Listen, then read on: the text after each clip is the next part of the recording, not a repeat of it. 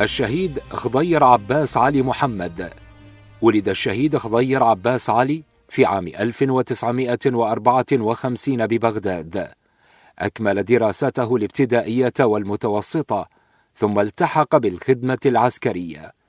اعتقل الشهيد في عام 1980 من قبل النظام البعثي السابق، بعد أن هجرت عائلته وصودرت جميع أموالهم المنقولة وغير المنقولة.